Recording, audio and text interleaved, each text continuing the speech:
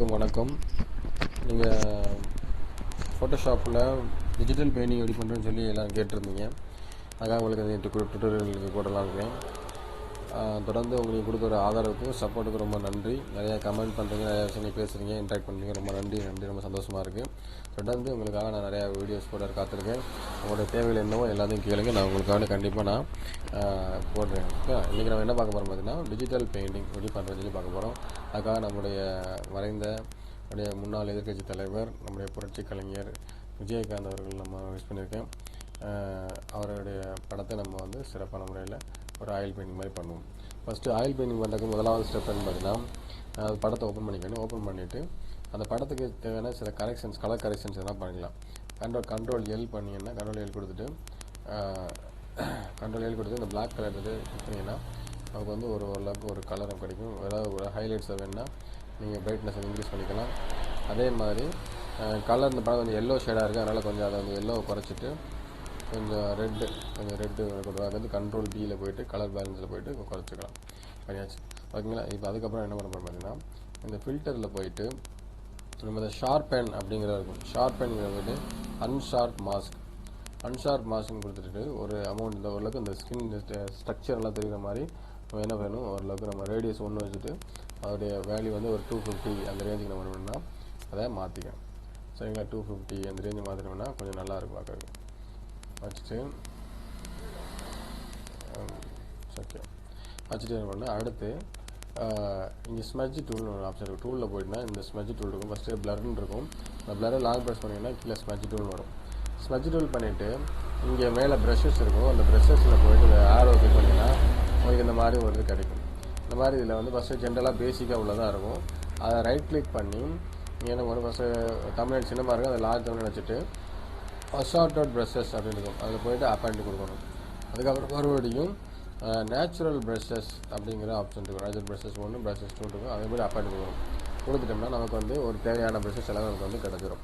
அதில் போய்ட்டு நம்ம என்ன ப்ரஷ் எடுத்துக்கணும் பார்த்தீங்கன்னா, 118 நம்பர் ப்ரஷ் 118 நம்பர் ப்ரஷ் எடுத்துக்கிட்டால் உங்களுக்கு யூஸ்ஃபுல்லாக இருக்கும். 118 நம்பர் ப்ரஷ் எடுத்துனா நமக்கு இந்த மாதிரி ப்ரஷ் கிடைக்கும். ப்ரஷ் கிடைச்சதுக்கப்புறம் உள்ளே ஒரு கிளிக் பண்ணிவிட்டு பண்ணிங்கன்னா உங்களுக்கு இந்த மாதிரி கிடைக்கும். அதுக்கப்புறம் இங்கே ஸ்ட்ரென்த் இருக்குதுல்ல, ஸ்ட்ரென்த்தில் போய்ட்டு நம்ம என்னென்னா ஒரு 80 அந்த ரேஞ்ச் வச்சுக்கணும். 80 ரேஞ்ச் வச்சுட்டு ஃபஸ்ட்டு முதலாவது ஹைலைட்ஸ், அதாவது எங்கெங்கெல்லாம் பிரைட்னஸ் அதிகமாக இருக்கும் அந்த இடங்களை முதலாவது ப்ரெஸ் பண்ணிக்கணும். சரிங்களா? இப்போ இந்த மூக்கு பக்கத்தில் ஹைலைட்ஸ் அதிகமாக இருக்குது, அந்த இடத்த மாதிரி நம்ம பண்ணணும். அந்த 80 ஸ்ட்ரென்த் வச்சு நம்ம பண்ணோம் ப்ரெஷ் பண்ணுறோம். சரிங்களா? அதே போல் இந்த மூக்கையும் கூட ஓரளவுக்கு நம்ம ஷார்ப்பாக ப்ரெஸ் பண்ணிக்கலாம். ப்ரெஸ் பண்ணிவிட்டு அதே மாதிரி இந்த பக்கம் ப்ரெஸ் பண்ணணும். ப்ரெஸ் பண்ணும்போது கவனிக்க வேண்டிய என்னென்னா, அந்த படம் எந்த அமைப்பில் இருக்கோ அதுக்கேற்ற மாதிரி ப்ரெஸ் பண்ணணும். நீங்கள் படம் இப்போ நெட் வாக்கில் இருந்தால் நெட் வாக்கில் ப்ரெஸ் பண்ணணும், குறுக்கு வாக்கில் இருந்தால் குறுக்கில் ப்ரெஸ் பண்ணணும். இப்படி இருக்கும்போது இப்படி இந்த மாதிரி ப்ரெஸ் பண்ணணும். இதே இது அந்த படம் ஸ்ட்ரைட்டாக இருந்துச்சுன்னா ஸ்ட்ரைட்டாக நம்ம ப்ரெஸ் பண்ணணும். கொஞ்சம் பார்க்கும்போது இந்த கண்ணம்லாம் இந்த மாதிரி ஸ்ட்ரைட்டாக நீங்கள் ப்ரெஸ் பண்ணணும். அப்போ தான் உங்களுக்கு நல்ல ஒரு கட்டு இருக்கும். இந்த மாதிரி இடங்களில் இந்த சைஸ் இன்க்ரீஸ் பண்ணிக்கலாம். சைஸ் இன்க்ரீஸ் பண்ணுறதுக்கு இந்த எப்படி சொல்லியிருக்கேன், பெராந்தசிஸ் சிம்பிள், அதாவது எங்கே இருக்குது பார்த்தீங்கன்னா, என்டர் பட்டனுக்கு மேலே லெஃப்ட் ஆரோ கரெக்டாக லெஃப்ட் அப்பரில் அந்த பெராந்தசிஸ் சிம்பிள் இருக்கும். அது ஒன்று ரைட் சைடில் உள்ளது கூட்டுறது, லெஃப்ட் சைடில் உள்ளது குறைக்கிறது. சரிங்களா? அப்படியே நம்ம வேணுங்கிற அளவுக்கு நீங்கள் வரைஞ்சிக்கலாம். பாருங்கள், பார்க்கும்போது உங்களுக்கு தெரியும் அந்த டிஃப்ரென்ஸ் நல்லாவே உங்களுக்கு தெரியும். இல்லைங்களா? இந்த கழுத்து வாரத்தில் உள்ளது எல்லாத்தையும் நீங்கள் நல்லா இடத்துக்கு வரைஞ்சிட்டு அந்த நீங்களாம் ஹைலைட்ஸ் இருக்கும். அந்த ஹைலைட்ஸ்லாம் நல்லா ஸ்ட்ரென்த் 80 வச்சு நல்லா நீங்கள் வரைஞ்சிக்கணும். அதே மாதிரி இந்த கண்ணுலையும் கூட ஹைலைட்ஸ் லைட்டாக. சரிங்களா? அதுக்கு ரெண்டு சைடும் ஹைலைட்ஸ் நிறையா இருக்குது. இந்த ஹைலைட்ஸ் இந்த பிரைட்டாக உள்ள பகுதியை ஃபுல்லாக நீங்கள் நல்லா ஃபஸ்ட்டு 80 ஸ்ட்ரென்த் வச்சு வரைஞ்சிக்கணும். அதுக்கப்புறம் என்ன பண்ணு பார்த்தீங்கன்னா, ஸ்ட்ரென்த்தை கொஞ்சம் குறைச்சிக்கணும். ஒரு 70, 65 அந்த ரேஞ்சில் வச்சுக்கணும். ஒரு 70 அந்த ரேஞ்ச் வச்சுக்கணும். நீங்கள் என்னென்னா மிச்சம் உள்ள பகுதியில் வரையும் அதை ப்ரெஷ் பண்ணணும். நல்லா ஜூம் பண்ணிக்கோங்க. ஜூம் பண்ணிவிட்டு நீங்கள் ப்ரெஷ் பண்ண ஆரம்பிக்க வேண்டியதான். ப்ரெஷ் பண்ணி கொஞ்சம் அந்த படத்து சைஸுக்கு ஏற்ற மாதிரி, படத்தோட இதுக்கு ஏற்ற மாதிரி என்ன பண்ணிக்கிங்கன்னா, அந்த ப்ரெஷ்ஷோட சைஸை நீங்கள் மாற்றிக்கணும். உங்களுக்கு பார்த்தா நல்லா தெரியும். அந்த ப்ரெஷ்ஷோட சைஸஸ் அந்த படத்தை வரைய அந்த ஸ்கின்னோடைய ஸ்ட்ரக்சர் மாறி அழகாக அந்த ஒரு பெயிண்ட் எஃபெக்ட் உங்களுக்கு கிடைக்கிறத பார்க்க முடியும். அதே மாதிரி இந்த படத்தோடைய ஷேப்புக்கு ஏற்ற மாதிரி வரையணும். இந்த மாதிரி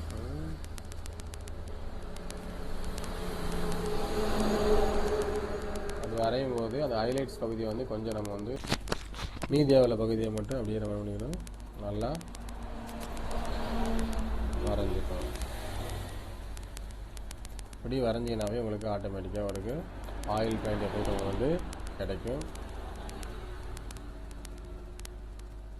பாருங்கள், நல்லா தெரியும் அந்த சேஞ்ச் மாறுறது உங்களுக்கு வந்து நல்லா தெரியும். உங்களுக்காக நான் அந்த ஃபுல்லாக அதை வரைஞ்சி காட்டுறேன். நான் உங்களுக்கு சொல்கிறதுக்காக டைமிங்காக கொஞ்சம் ஃபாஸ்ட்டாக பண்ணுறேன். நீங்கள் நல்லா பொறுமையாக பண்ணிங்கன்னா உங்களுக்கு வந்து நல்ல ஒரு ரிசல்ட் கிடைக்கும். நல்ல ஒரு இடங்கள்லாம் பொறுமையாக பண்ணணும். இந்த மாதிரி வளைவுகள் இருக்குது இல்லை, வளைவுகள் எல்லாம் தனித்தனியாக பண்ணணும். அந்த பெண்ட் இடங்கள்லாம் அப்போ தான் அதோடய இது நல்லா தெரியும். நீங்கள் அந்த கண்ணெல்லாம் கண்ணு பண்ணும்போது ரொம்ப கவனம் பண்ணணும். ஏன்னா கண்ணு தான் அந்த ஒரு கொடுத்ததைய ஷோல்.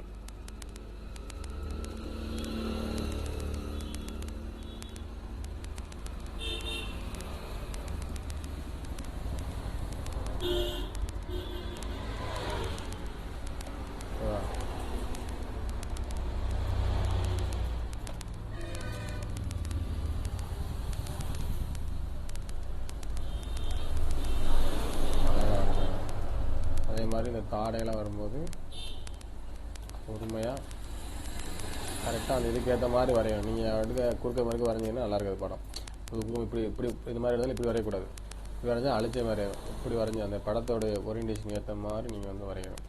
படம் எப்படி இருக்குன்னு பார்த்துங்க. இப்போ வந்து இப்போ லிப்ஸை சுற்றி லிப்ஸ் மாதிரியே வரையணும். மற்ற இடங்கள் லிப்ஸ் இல்லாத மற்ற நார்மலாக உள்ள இடங்களில் அந்த இதுக்கேற்ற மாதிரி பாருங்கள். இந்த தாடையும் எப்படி அழகாக வரும். அதை பார்க்கும்போது நமக்கு ஆசையாக இருக்கும். அது இந்த இடங்களில் பார்த்திங்கன்னா கொஞ்சம் மேடு பள்ளங்களாக இருக்கும். மேடு பள்ளங்கள் உள்ள இடங்களில் ரொம்ப கவனமாக காரணம். ஏன்னா மேடு பள்ளம் எல்லாத்தையும் மொத்தமாக வரைஞ்சிங்கன்னா ஃப்ளாட் ஆயிரும். இப்போ அந்த ஒரு விஜயகாந்த் ஐயாவுக்கு ரொம்ப முக்கியமான இந்த கண்ணம் தான். இந்த முட்டு வாயில் ஒரு லைட்டாக குழி மாதிரி இருக்கும். அந்த குழி ரொம்ப அது வந்து அழகாக இருக்கும். எல்லாமே நம்ம அந்த படத்தோடைய ஆயில் பெயிண்டிங்கிறது வந்து அந்த படத்தோடைய அந்த ஒரிஜினாலிட்டி நமக்கு தெரியணும். அதனுடைய எல்லா அம்சங்களும் வந்து உங்களுக்கு தெரியணும். சரிங்களா? ஆயில் பண்ணி மாட்டோம்.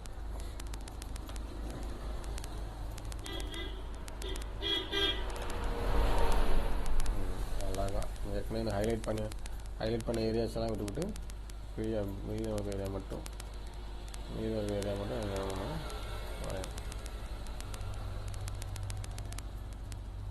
லைட்டாக மட்டும் ஜாயின் பண்ணிக்கணும். அது அந்த பெண்டு, அந்த பெண்டெலாம் இதாகிடாமல் பெண்ட் ஏரியாலாம் டார்க்காக இருக்கணும். அப்போ தான் அந்த பெண்ட் நல்லா தெரியும். சரிங்களா? அந்த வந்து ரொம்ப கவனமாக நம்ம வந்து பண்ணணும்.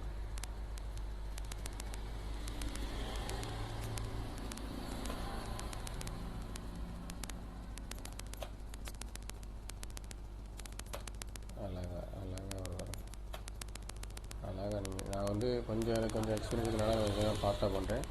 நீங்கள் கொஞ்சம் பொறுமையாக பண்ணுங்கள். அதுதான் உங்களுக்கு வந்து அவனுடைய எஃபெக்ட் நல்லா தெரியும். சரிங்களா? நல்லா பொறுமையாக பண்ணுங்கள்.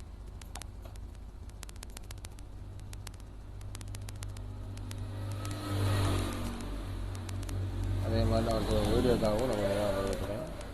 நீங்கள் கொஞ்சம் நல்லா பொறுமையாக பண்ணிங்கன்னா அதோட எஃபெக்ட் வந்து நல்லா பார்க்க முடியும்.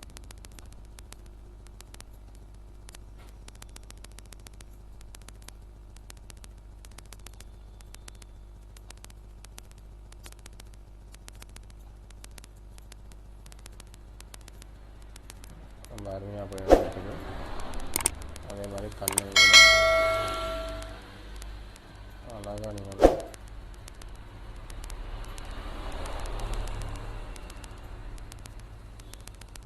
சரிங்களா?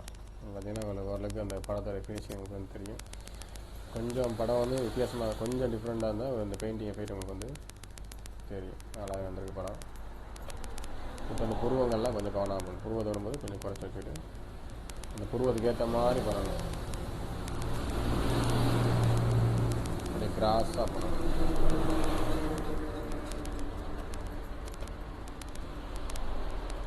நீங்கள் அப்படியே குறுக்க மறுக்க அடிச்சு விட்டக்கூடாது. அழகாக கிராஸ் சாரி பண்ணிங்கன்னா அதோட எஃபெக்ட் நல்லாவே தெரியும்.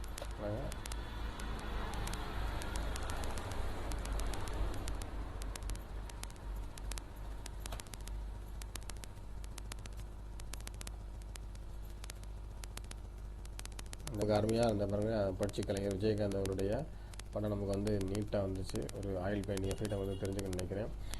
நல்ல ஒரு அவுட்புட் வந்திருக்கு. நல்லா ஜூம் பண்ணி பார்த்தீங்கன்னா அதோடைய எஃபெக்ட் உங்களுக்கு தெரியும். ஓகேங்களா, இது நல்லா இருக்கும். இன்னும் இதில் நிறையா வேலை செய்யலாம். நெக்ஸ்ட் வீடியோவில் இன்னும் என்ன காரியங்கள் வச்சுன்னு பார்க்கலாம். இப்போ நீங்கள் இதை வந்து எப்படி ஆயில் பெயிண்டிங் பண்ணுறங்கிறத கற்றுருக்கோம். இன்னும் இது எப்படி இன்னும் நம்ம தெளிவாக இன்னும் கொஞ்சம் இதோடைய அளவு இன்னும் கொண்டு வரலாங்கிறத அடுத்த வீடியோ